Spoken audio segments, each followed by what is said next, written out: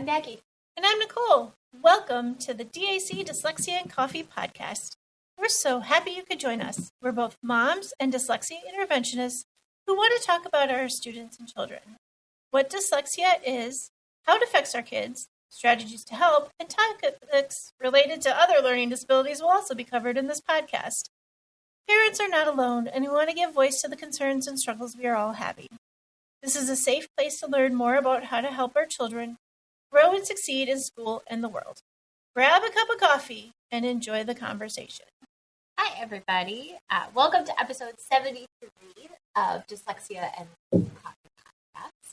We're going to start this episode like we have all of our other episodes with the concept of the week. So the concept of the week is our opportunity as practitioners to kind of peel back the curtain a little bit and let everyone into an intervention session. We like to teach about things that either we would teach directly to our students and or the things that we would be teaching to their parents and the kind of greater community. So today's concept of the week is occupational therapy. Occupational therapy helps people of all ages develop, recover, and maintain skills for daily living and working, called occupations. This helps them live more independently and more fully. Yes, so welcome to episode 73. We decided to make this episode Ask an Occupational Therapist, or OT. Yes. So Maggie's going to be asking the questions, and I'll be trying to answer them. My favorite kind of episode. This is my favorite kind of episode. I get to sit back and ask these questions. And really this episode, the idea for this episode really came up at work. Right. With one of our other practitioners who works for us. Her son is seeing an occupational therapist. And she was really kind of like, wow, I can't believe all the things that an occupational therapist really does. And I really do feel like this is such a field that is misunderstood and kind of just not even misunderstood, but like not even really understood at all. So right. A lot of people think we get people jobs. Yes. That is the number one thing we get asked. The word occupation. Yes. Yeah. Think like vocation. Right. Yes. Mm-hmm. That's what people think we do. But we really don't. That's not it. That is not what we do. My first question for Dr. Nicole Boynton, who is an occupational therapist, is what is the difference between occupational therapy and physical therapy? We get that question all the time, and most people think we are like physical therapy. Yes. But basically, occupational therapy, we focus on enabling people to do meaningful daily activities, right? So dressing, cooking, even working. And we do that by adapting the task, we adapt the environment, we improve strength, we improve mobility, we improve range of motion, we do mental health intervention, and we do cognitive intervention, which is back to our topic of the week, right? Yeah. Yeah. So our scope of practice is very broad, which I think that makes it hard to define, and it looks at really a lot of different ways that we can specialize. Yeah. I think, that kind of like what is the difference between physical therapy and occupational therapy? I think a lot of people's experience with both of those kinds of therapy comes like after an injury. Right. Or as we watch like aging family members. Right. Right. We hear like, oh yes, they're in physical therapy and occupational therapy. And I think it is hard to understand for the general public, where does kind of one specialty begin and then the other one kind of end. So like while there's lots of overlap, there is some differences. There are some differences. So physical therapy, they concentrate more on the physical function, like mobility, strength, range of motion, and they make sure that the body can move better. So they're really focused on the body and the body's recovery.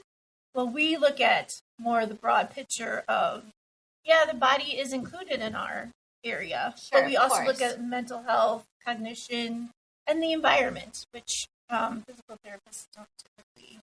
Yeah, because it's really a lot about like adaptive functioning. Correct. So yes, you're concerned with let's try to improve these movements, but also, okay, what actually has to happen for this person? Like, what do they have to be able to do? And then how do we get to that place? Yes. By strengthening the body and also adapting the environment, where not so much with the PT. Correct. Yeah. Yes. Yeah. Sometimes I hear, and this is we're going off script. We do that a lot. Sometimes I hear kind of the generalization that, well, a physical therapist is concerned mostly with like the gross motor function, where an occupational therapist is concerned mostly with the fine motor function. How do you feel about that generalization? Well, I mean, it's a generalization, right? Yeah. Honestly, if the fine motor and the gross motor impact, an OT can do either. Yeah. And they can do both together. But like more of the mobility that you traditionally see with physical therapy, that's more of a gross motor aspect. But we're looking at the whole person. So depending on what their need is, yes, we can do either or both. That's really interesting. Leads me kind of to our next question, which is, what areas could an OT be working on? Oh, that's a big question. Because we're everywhere, which is kind of funny because people don't realize that. But we can work in many different environments. Our background, where we originally started, was in one of the early wars. Occupational therapists, we went and did functional tasks with veterans. Yeah. And that's where OT started. So mental health was the forefront of where we were and where we want to still be.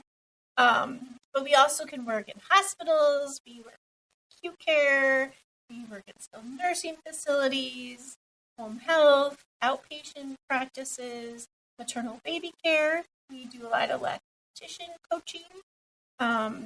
We do schools, ICU, NICUs for little babies, driving, work environments. I mean, really, we can work anywhere. Yeah. Because anywhere you live, you have an occupation or work or go, right? Right. So that's where we end up. Right. I mean, I think that makes a lot of sense, and I think it's kind of, I think our listeners will find that interesting. Like, oh, actually, the broad scope, you know, and the OTs that I know well, you know, that's what kind of leads them to, a lot of them have kind of more of a specialty underneath that really large umbrella, because that is such a broad scope that most of the occupational therapists that I know have kind of like a sub specialty or several, right? Exactly. And careers are long, and so there's a lot of ways that people can go within the realm of occupational therapy, but it often leads to like a subspecialty. Exactly. Which is why people get confused too, right? Yes. Because those specialties are very specialized. Yes. I think like the one that comes to mind for OT is like the hand therapists. Yes. Exactly. That's a really specific, narrowed down, and I think that might be too where some of like the fine motor generalization comes into mind, because definitely, yes, that would be, you know, the hands are really complicated. Yeah. And if you have a hand injury, you know, I think you need your hands for everything. You need your hands Dressing, for everything. bathing, working, taking care of kids, taking care of your pets. Yeah. All sorts of things. So, you know, and people who have like a skill, like either a skilled trade or, you know, surgeons who work with their hand, like if they injure, or musicians. Exactly. Right? Like that's why that specialty, I think, is so big. I think it's one of the ones that is well known. Yeah. and it's pretty intensive therapy, because if you're trying to get back to doing something you could do before an injury, exactly, it's gonna take a minute. Right. Yeah. We also work on like physical deficits, like after stroke. Yes. Environmental concerns. We do a lot of home modifications, adaptions. There is a specialty area in home modifications where you can get certified, and you can actually redesign rooms so that it's more functional for the person. Mental health interventions. We do a lot with community mobility, community health, incontinence training, which people are like, what? But yeah that's us. Yeah. What is it? It's activity of daily living, right? Absolutely, right? It impacts your ability to, function. Exactly. And right? It can cause falls. There's lots of reasons. Yeah. Yeah, definitely. And then for kids, developmental disabilities, executive functioning is a big area that we do work on, and people are a little shocked about that. Yeah, I think that is one that, I know, right? Because I do this for a living. But I think that was probably, as I started working in special education and I started working with occupational therapists, that's a huge overlap, right? My background is in special education. Correct. In my background in training, I was never really introduced to OTs until I was actually working in the field. And I think that's a real shame, because there's a lot to offer, I think, from the collaboration mindset of where a special ed teacher is coming from is a slightly different hat. Correct. Even though we're working on the same thing. And I think both of those kind of brains together really help a kid. And I think, it's a real shame that there's not a lot, at least in my prep program, there wasn't a lot of, actually, these are all the things that an OT can do. And, they might be a good collaboration tool for you as you're trying to design instruction. Right. Or specifically executive functioning. Exactly. Yeah. But another thing we work on is memory. A lot of OTs work in memory care. Yep. Vision. We can get certified in vision specialists. Learning disabilities, what we do, right? Yep. School-based therapy, home health care, where you go into the home, make sure people are safe, able to take care of themselves. Fall intervention. We actually do swallowing, which, depending on the state, sometimes it's speech therapy, sometimes it's OT, sometimes it can be both. So it's kind of interesting that we're kind of overlap with speech in that area. Yeah. A little bit. Sleep intervention has been a big one. Motor skills. We do teach assisted technology. Sensory processing is a really big area for OTs.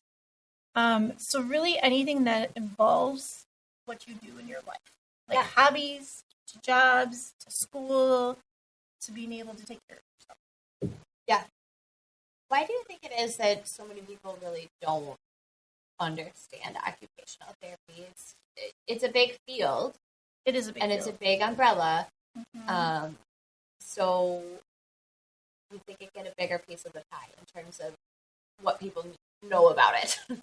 You would think, yes. Yes. But no, I think one area is we're really not good at marketing ourselves. We know a lot of doctors that don't even know what we do. And honestly, they should know what we do because they're prescribing it. Right. They prescribe it. Yeah. I also think we don't get in front of the community and advocate for ourselves as much. We tend to be the givers. Yeah. And I think sometimes we just feel like we shouldn't, I don't want to say boast, but we don't say, hey, look at what I can do. I can do this. Insert yourself kind of thing, even though hi, we're already here. Yeah. We're here. Sure. But we don't do that. And I think that's one way that we need to start stepping up as a whole. group of a profession, right? Mm-hmm. And also our scope of practice is really broad. And so listing everything we do is really difficult. Yeah, it is. Yeah, it's almost like those specialty groups have a better chance of marketing, Yes. Even though, yes, it's one field, but I understand why, like, the hand therapists get their, I guess, due, right? Right. People understand what they do. It's a discrete bucket of things that they do. Or like the OTs who help people recover from injury too. Same thing. Like I think people do understand. Oh, they're trying to adapt this so that I can X, Y, Z. Exactly. Right. You usually see them in the hospital or right after the hospital, and they're there for a little while and then they disappear. Yep. But they can also reappear for other things. Oh, definitely, yes. Yeah. It's just kind of interesting. Mm-hmm. So, what would a typical visit with an occupational therapist look like? Yeah, I mean, we are, a profession that we do an assessment when we first see you. We find the strengths and the weaknesses, and then ask the client their goals. We're very holistic in our approach, and then we make a plan with the client. So, and then we would do, like, let's say they're there because they can't do something at their job. Then we would break down and do an activity analysis, which we're one of the only, I think, professions that knows how to do that. Sure. Like, we're taught in school how to break down an activity into all the little parts so we can see what is going to be a challenge. Where are we going to get the hang-ups? Right. Yeah. And then what we do is we strengthen, we improve the mobility, we adapt, or we modify the task so the person can participate in that task. So that's kind of how we break it down. And then depending on why they're there, we might go to another goal or another task, depending on what's been impacted by whatever happened or what is interfering with whatever. Right. Yeah. Whatever has led them to seek occupational therapy. Exactly. Yeah. I think that is helpful to have a better, broader understanding of what actually is occupational therapy. Mm-hmm. How would one seek an occupational therapist? Like, if you're listening to this episode and you're like, I feel like there's some discrete things that would be helpful, right? Either for your own self or something your child is struggling with. Mm-hmm. What would be a good way to go about seeking occupational therapy? There's many ways. The easiest way is usually to go to your physician because they're supposed to order it. Yeah. So Wisconsin is a direct service state, which means we don't have to have a physician order. Yep. But the insurance companies make us have a physician's order, even though we legally could see you without a physician's order. I believe speech language is that way as well. Yes. In this state, anyway. And so is physical therapy in the state. Yes. Yeah. This is kind of, there are a few states that are like this. I think more and more states are trying to turn over to that. Sure. Because, to make it more accessible for people. Well, and it clogs up the physicians, correct. Too. Yeah, if I have to go to my physician first and ask for this, and that's an appointment that maybe somebody who was really sick could have used. Correct. And you're talking about fully licensed people who can make an assessment and say, yes, you do need our services. No, you do not need our services. Here's some other recommendations. Exactly. Yeah. And we are licensed by the state. Yeah. We do have a national board where we have to take a national test when we graduate. So, I mean, we have to pass that in order to get credentialed as a registered occupational therapist or an occupational therapist assistant. We do have assistants, which is the only thing that they cannot do is an assessment by themselves. but they're just as knowledgeable in breaking down the tasks and being able to make goals and implement them.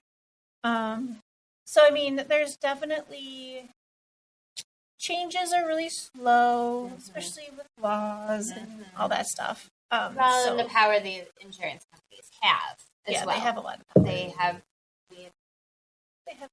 the power to, deny what they're going to deny, unfortunately. That's just the way that currently the system works. Right. Which is real unfortunate in a pinch. It is. Are there ways around that, like, let's say, in a private pay situation? Yeah, then you don't need to, then you just have to follow the licensure laws. Yeah. You don't have to follow the insurance regulations, I guess.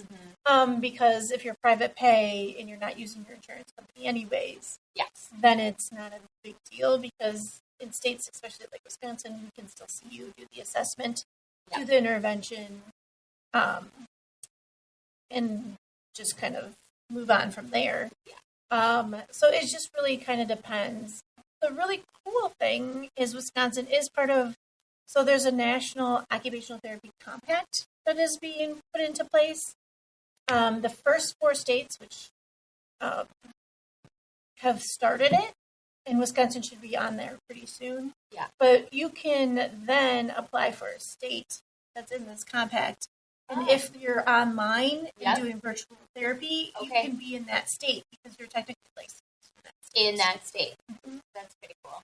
So that's brand new, and it's, we fought really hard in Wisconsin to get on that, and I'm really excited to be part of that because, it sounds like the accessibility there is a lot greater, because if you're in a telehealth situation, right? If there's the next available therapist lives in Michigan, exactly, you can, or let's say the specialist of something that you want to do is in another state. You can use them if they're part of that compact. Because not everybody can be a driving specialist or electrician specialist, and we all know, based on the research, telehealth is just as effective as being in person for most things. Yeah, that's pretty cool. Interesting. That's interesting. That is interesting. Yeah. My favorite kind of episode. I know, right? Just kind of giving out some knowledge. I get to just ask some questions and learn some things. It's a really good day to be me.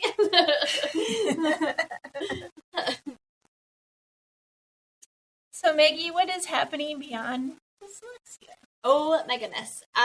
Okay, so as we record this, it is mid-January. And interestingly enough, it's going to be like 50 degrees outside today. I know. Which for one day. For one day. It's going to get real cold. I mean, any day, like, the sun is actually out. Yes. I'm looking out our window currently, and it's a clear blue sky, and it's sunny, and it's going to be 50 degrees in the middle of January. I'm really pleased, and I feel like that's a great date. I am just trying to appreciate the little things. And I feel like a 50-degree day in the middle of January is not a little thing. Like, that's a great... It is when you live really here. Good thing. Yes. I mean, context for people who do not live here, negative 25 degrees in the middle of January is not unusual. Yeah. And that's 75 degrees higher, right? Like, I'll take it. So unfortunately, tomorrow will be about 25 degrees colder. And we'll be out and about that day and try to do some presentations. So, it's supposed to snow a little. Yeah, but today it's 50 degrees and sunny. So I'm just going to put my pin in that right now today. What's going on for you, Nicole? Yeah, so we, I guess over the weekend we had a sleepover for our son's birthday party, which is actually in December, but it's right by Christmas, so we usually don't celebrate it till January. Yes. So instead of 3 children, we had 6 children at our house. Sure did. We sure did. And 2 of them were mine. And they were so cute, and they were so good. And yet I'm so exhausted. I can't even. I'm still recovering, and it's Tuesday. I bet. But they had the best time. They were so excited. And boy, did they sleep well Sunday night. So, hey. There we go. There we go. Just send them to my house, and I'll make them sleep. It'll be my turn next time. I'll take them anytime. Anytime. So funny. Well, thank you everybody for listening. Please follow us on social media and reach out if you have any questions or you would like us to discuss a topic. If you do like our show, be sure to follow and rate our show on your favorite podcast player. This is how we really get to reach more listeners, and then we get to help our families. So thank you, everybody. Thank you.